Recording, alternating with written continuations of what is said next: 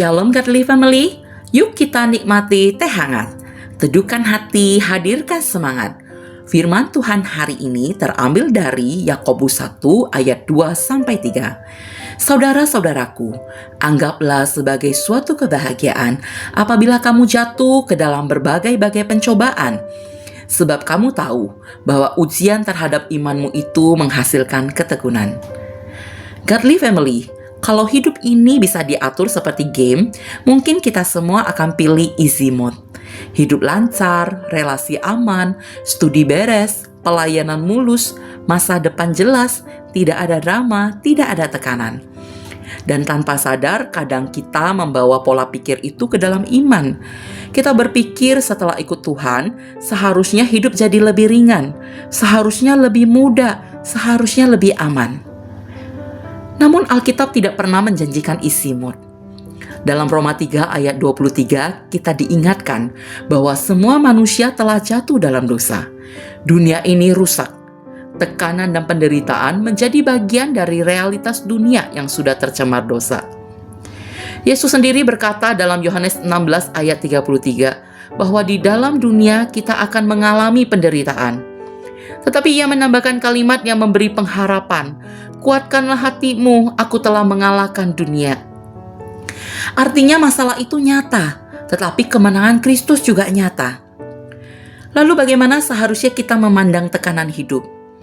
Dalam surat Yakobus menulis sesuatu yang terdengar tidak masuk akal. Anggaplah sebagai suatu kebahagiaan apabila kamu jatuh ke dalam berbagai pencobaan. Ini bukan ajakan untuk pura-pura bahagia. Ini adalah ajakan untuk melihat dari sudut pandang iman. Yakobus tidak berkata bahwa pencobaan itu enak.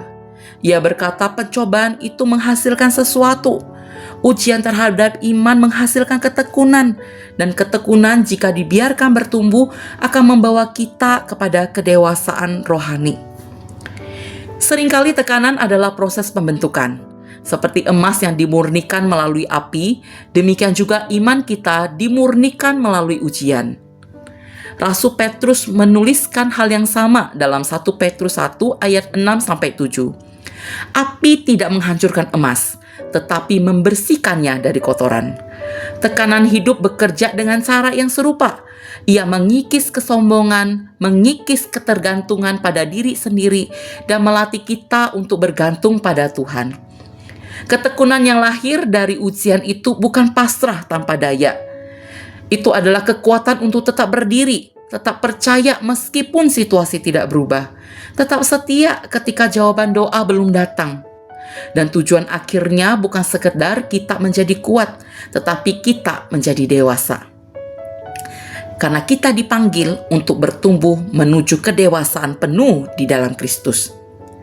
Kedewasaan rohani tidak lahir dari hidup yang selalu nyaman. Ia lahir dari iman yang bertahan di tengah tekanan. Yesus sendiri adalah teladan kita. Di Taman Getsemani, ia mengalami tekanan yang luar biasa. Namun ia tidak melarikan diri.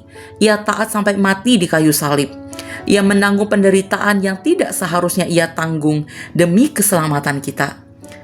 Karena itu ketika kita berada dalam tekanan, kita tidak berjalan sendirian. Ia mengerti, ia menopang, ia pernah berada di titik yang lebih gelap daripada yang kita alami. Mungkin hari ini kita sedang menghadapi turbulensi hidup.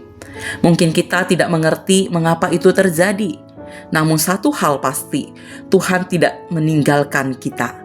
Ia sedang bekerja membentuk sesuatu di dalam kita.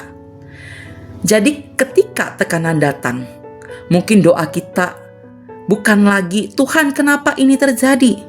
Tetapi Tuhan, apa yang sedang Engkau bentuk dalam diriku? Godly Family, hidup bersama Kristus bukan tentang memilih easy mode.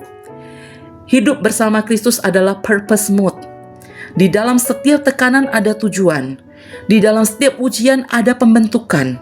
Dan di dalam setiap badai ada Tuhan yang setia memegang kita. Mari kita berdoa. Dalam hidup yang tidak pasti dan penuh pergumulan, tolong kami untuk bergantung padamu.